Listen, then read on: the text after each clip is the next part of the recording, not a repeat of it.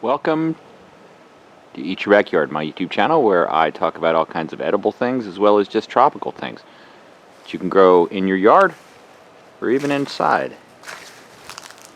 Thanks for joining us. I have an issue. Okay, see these? These are dwarf Cavendish bananas that I picked recently. Of course, that's not the issue. They're beautiful. And I've given some away and I still have some left. The issue is that I also have a large banana grove, and that's not the issue, but it's related to the issue.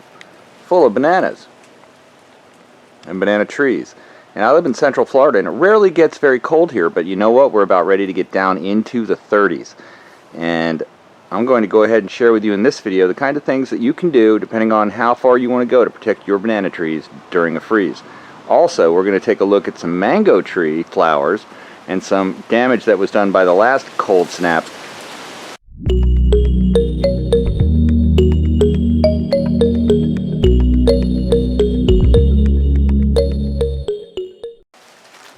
Now, one of the things you can do is something you can be doing the whole year round, which is taking the leaf matter from the banana leaves as they die and just laying them down. In permaculture, they call that chop and drop, and that returns the nutrients back to the banana trees.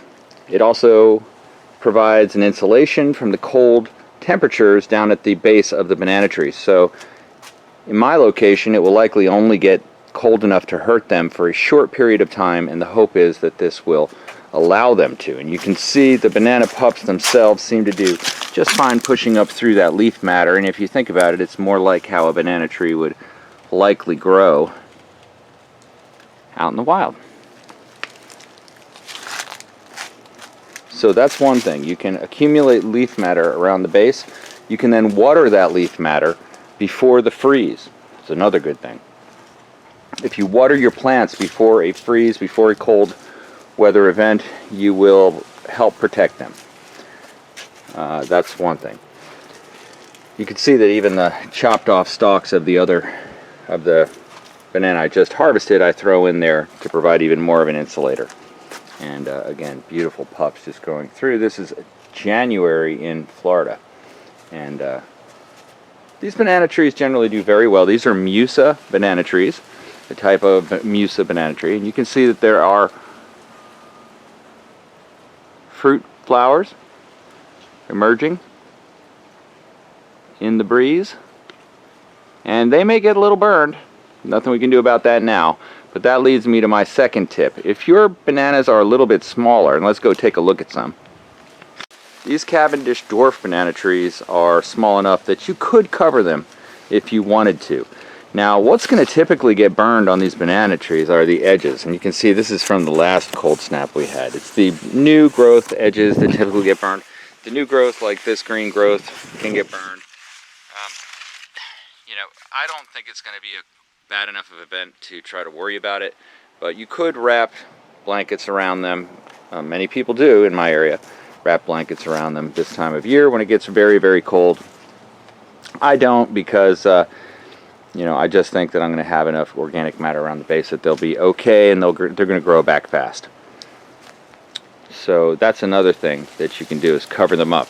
Even put a heat lamp under there, but that is very likely to be a fire hazard, so I would never do that. Certainly in Florida orange groves, they do all kinds of heating devices underneath the trees, ranging all the way up to like flames that they have to heat them up, keep them warm. Okay, let's take a look at the mango trees and the damage from the last cold snap. Okay, now if you look at this is the west side of the mango tree, of a big mango tree in my yard, one of three, a Hayden mango tree, and it is in very healthy shape. But as you get up towards the top, on the other side where the north winds hit it, you can see that it's burned. And I'm actually going to do a follow-on video. I'll link it to this video in the future when it's out, that will show the damage, fly around with the drone, but I know it's going to get hit hard this time, especially these flowers, because the flowers are the most tender part. Now here's a Tommy Atkins mango tree, and I'm going to show you what the burn side looks like. Okay, so here you can get a good look at the fried burned side of this mango tree. You can see all the leaves are cooked on that side, and I don't expect it to get much better. The main thing, though, I think that will happen is that those mango flowers, which came out much earlier than I had hoped, are going to get damaged the most. And this is what I call the banana blues, but it's the banana and mango blues, especially the mango blues. Mango flowers get burned by these cold snaps, and it hurts your production of mangoes because they bloom early. But little known fact maybe of mango trees is that they will bloom multiple flower blooms. So it'll bloom again. If it gets knocked back, it'll bloom again. But it only does that so many times. The Edward mango is a Philippines type of mango. It takes a little long, it's a little harder to set fruit in my area. The Tommy Atkins mango here sets reliably every year, and I'm sure it will struggle through this one way or another. The Hayden is kind of the in-betweener. It sometimes has great years. It depends on how cold it gets. So we'll see how cold tonight gets, but you can see that's a beauty. That's my granddaddy mango tree. I'm going to get another one this year, another mango tree. I think I'm going to plant it right there.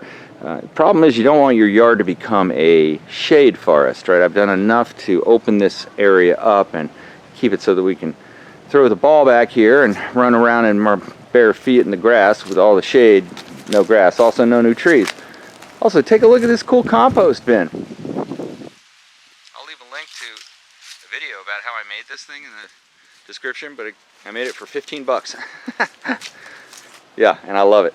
So I'm adding composting to each backyard this year. Also, rabbits. We're going rabbit fertilizer, rabbit manure. We're going to get much better fruit production. Going to get worms going in the compost with the rabbit manure.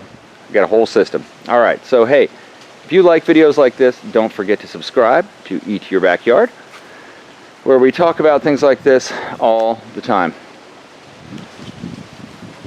Thanks for watching. Eat Your Backyard.